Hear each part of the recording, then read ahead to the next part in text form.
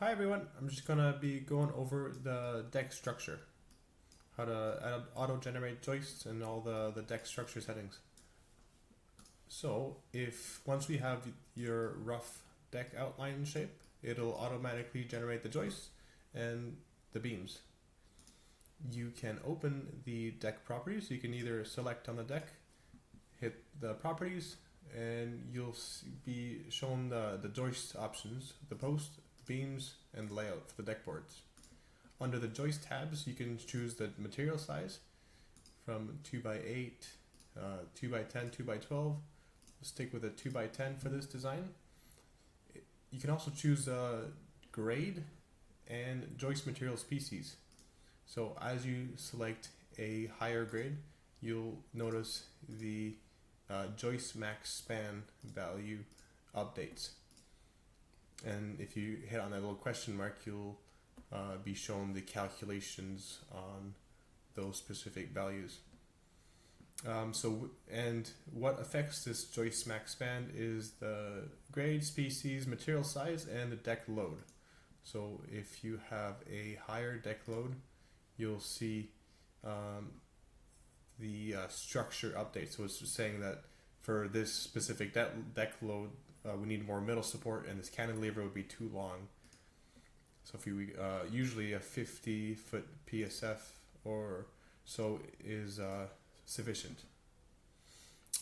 And then you have your joist spacing. So if you had a joist spacing of 1 feet, that's what that would look like. You can stick with a 2 feet. Oh, sorry, I lost that. We can open that up again. Then we have our joist direction. So you'll see how the beams are automatically generated when we change their joist direction. Under the post settings, actually before the post, we'll start with the beams. Same thing with the beams. You can change your beam material species, grade, and material size, and you can also set the number of plies.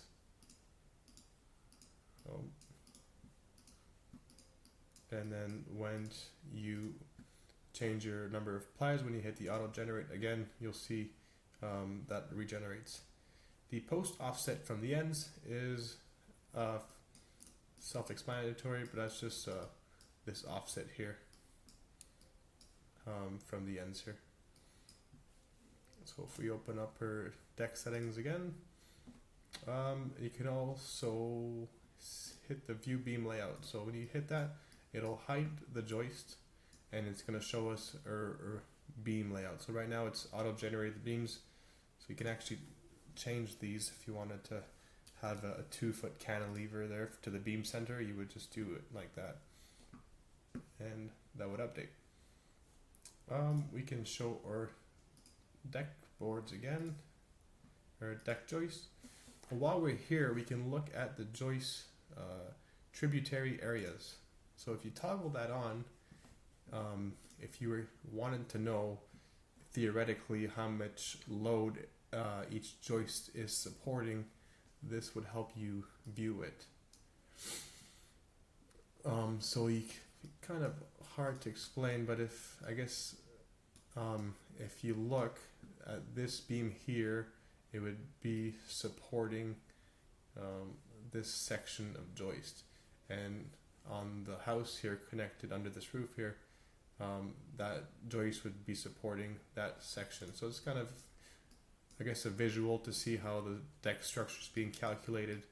And at this section, you see how it says 10.6 square feet. So that's the square area of how much that joist is supporting. And the green saying it's just you're within the good values. And towards the end here, it's kind of getting a lighter green. So that's showing it's because there's multiple joists there. So there's more support. So it's just stronger, I guess. If we can hide our joist tribute there area there. Also, there's these joist structural errors. So if ever you see the app recommending see these errors, if you didn't want to see them, you could just hide them. That would just override it, so you can hide it. I believe you can, and then see.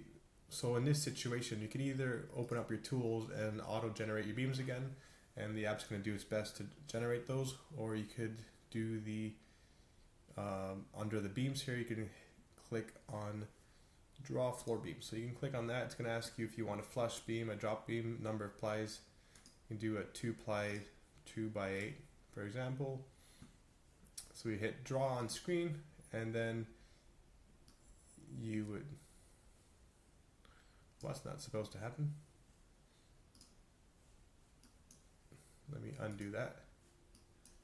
Let's see if we can try that again. Tools, draw floor beam, draw on screen, and just like that. That's how it would, you could draw that manually. You could move it over again if you had to get a specific distance from your house there.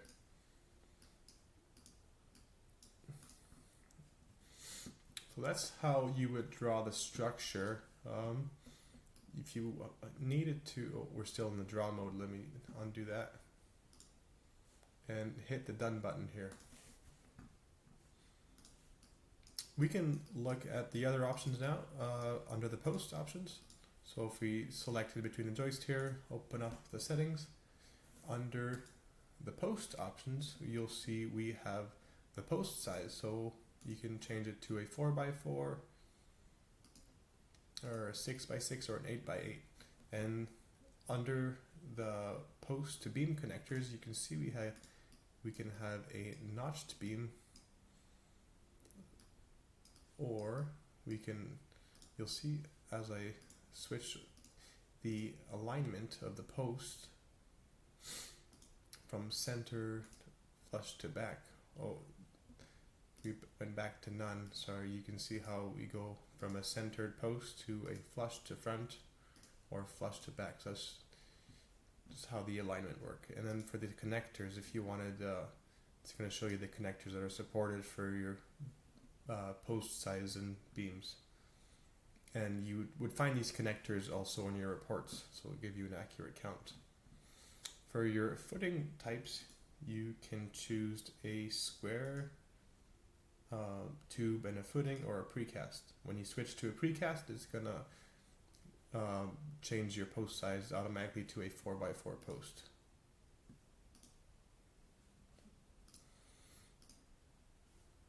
Let's update that, and then you can see the post to base connectors. So these are gonna be just connecting. Connecting to the foundation there. You can choose the one you'd like. Just to help you get a visual of what that's going to look like. And then you have, I just skipped over there, you have the footing depth, so you can adjust that. I'm actually just going to choose a tube footing for now. Perfect diameter, that's good.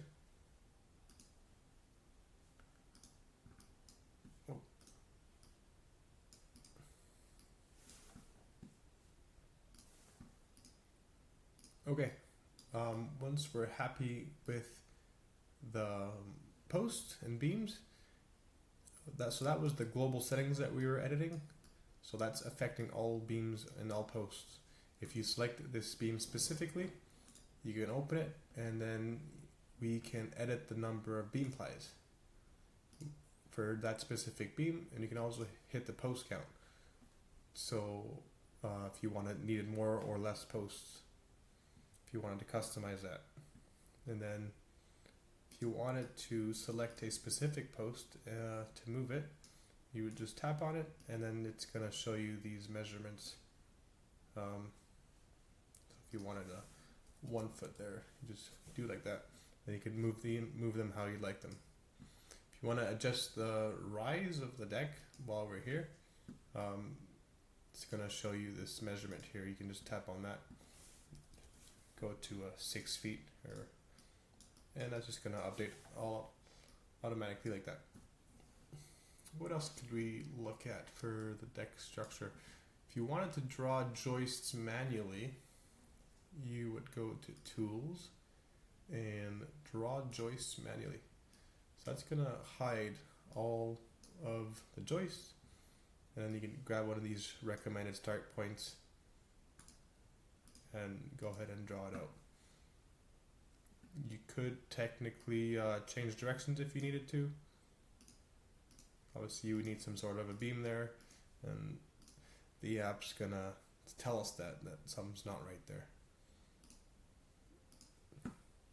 If you wanna just go back to the auto generate, just hit the tools and auto generate joist. And we can hit done to get out of this mode. Once we have your deck structure all built, you'll see in our reports tab here we have our material lists for what we've done so far.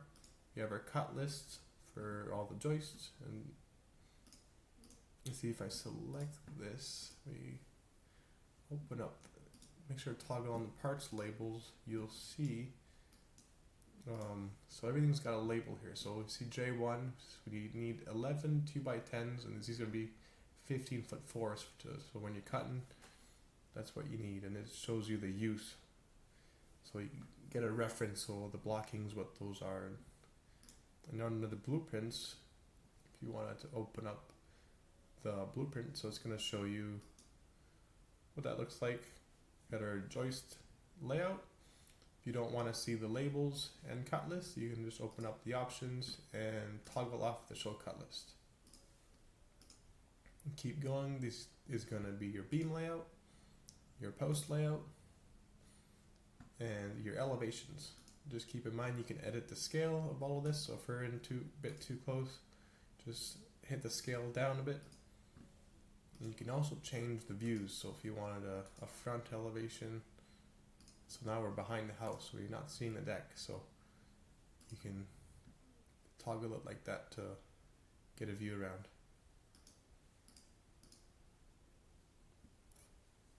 And then you can download or print or do what you need with that. I think that pretty much covers the deck structure. Obviously there's the deck boards. You can show those. And under the deck board settings, you can change if you wanted a cedar. So this is the perimeter board. So you got the interior deck boards. When you select different board lengths here, this is just useful for your materials order list. So it's gonna update that. So if you had at your lumber yard only 12-foot boards, it's like that, so then it would update automatically. And then your board size, so if you need a 1x6 or so on, or 1.25 by 6. And then for your perimeter boards, you can select the pressure treated or composite options. And under the layout, you can select a diagonal up or diagonal down. You can also change the number of perimeter boards, so that's the contour here, 1 or 2 boards.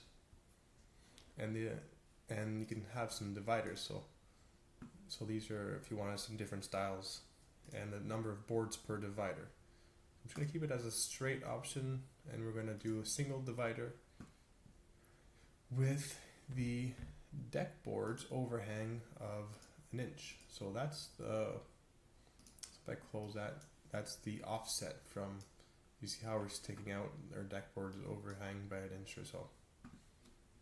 And if we look under, you'll see all of our deck structure has been updated. So when we added the divider boards, all the joists, if your joists are automatically being generated, then it's gonna automatically add everything there for you. If you needed to get rid of this board there, just select it. You can delete it. That's gonna get rid of that specific board against the house. And same with these dividers. If we need to move them, just select that move tool, and then we can move these, and all the structure underneath is gonna get rebuilt. You can also tap on one of these measurements if you need it to get to a specific dimension.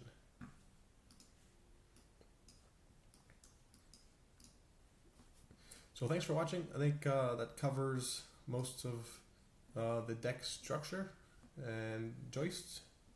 If I'm going to do some more videos on the railings, and if you want to try it out, do your own build, you can have a look at redxapps.com or the Redx Decks app. Thank you.